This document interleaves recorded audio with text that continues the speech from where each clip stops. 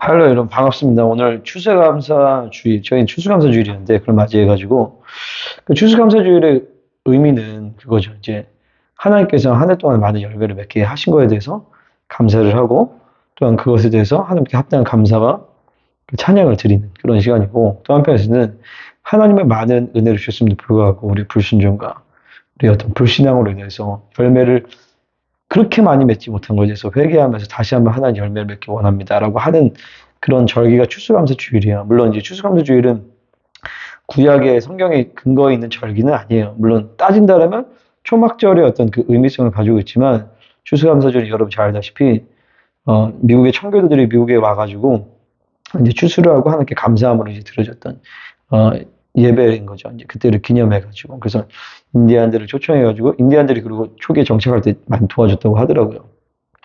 그래서 감사하고 그렇게 이제 들었던 것이 이제 유래가 되어서 우리도 이제 미국적인 이제 기독교의 흐름을 받아들여 수금사주의를 하는데 사실은 구약의 어떤 의미성으로 본다면 초막절과 가장 연관이 있다라는 거예요. 그렇다고 이건 성경적 근거가 없으니까 할 필요가 없지 않냐. 그렇게 보면 그렇고, 근데 이제 주님 안에서 그 의미성을 알고 우리가 한 해를 하나님 행하신 일에 대해서 감사하고 또 회개하면서 어떻게 열매를 맺을까. 이제 열매 맺는 삶을 살기를 결단하고 그런 측면에서 추수감사절은 아주 귀한, 우리 이제 개신교회의 아주 귀한 축복 중에 하나입니다. 그래서 이제 저는 이제 요한복음 15장을 가지고 이제 어떻게 열매를 맺는가, 이거에 대해서 함께, 좀 같이 픽처링을 좀 하기로 원합니다. 요한복음 15장을 통해서 우리는 어떻게 열매를 맺을 수 있으며 왜 내가 그동안 열매 없는 삶을 살았는가 이것을 볼 수 있어요.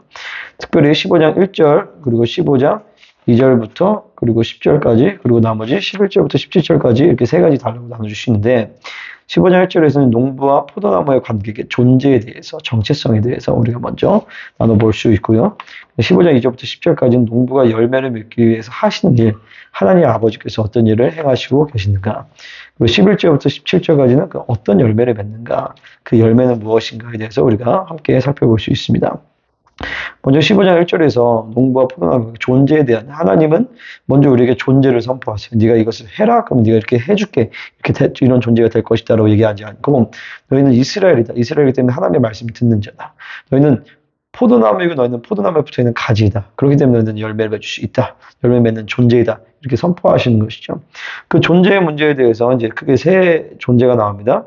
나는 참 포도나무, 예수 그리스도가 참 포도나무시고, 두 번째로 내 아버지 성부 하나님께서 농부가 되시는 것이고, 너희는 뭐다? 너희는 가지라. 우리는 주님의 그 포도나무에 붙어있는 가지입니다. 먼저 우리가 포도나무의 특징을 먼저 살펴볼 수가 있어요. 포도나무는 어떤 특징을 갖고 있냐면은 열매 외에는 아무 쓸데기가 없다라는 거예요. 그 나무를 통해서 쓸 수 있는 것이 없어요.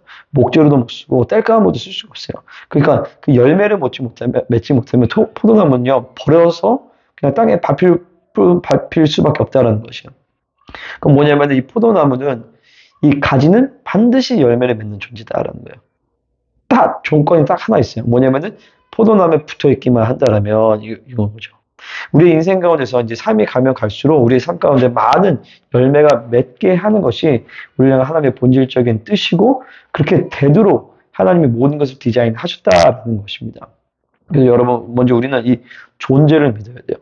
아 그렇구나. 내가 열심히 노력해서 내가 잘나여서 내가 뛰어나서 열매를 맺는 것이 아니라 본질적으로 내가 가지라면 내가 그리스도에게 붙어있기만 한다면 하나님이 우리에게 많은 열매를 맺게 하시는구나라는 것이죠.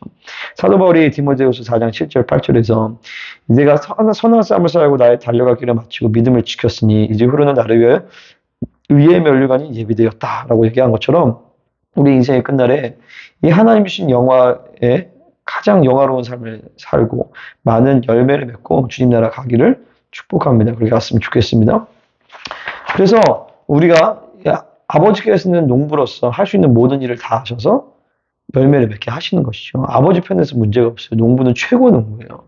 두 번째로 포도나무신 주님도 그 모든 양분을 계속 쭉쭉 보내주시면서 우리로 하여금 극상품의 포도를 맺게 포도 열매를 맺도록 그분은 행하시는 것이죠. 문제는 뭐냐면 이 가지가 문제예요. 가지가 뭐만 하면 되면 붙어있기만 하면 되는 거예요.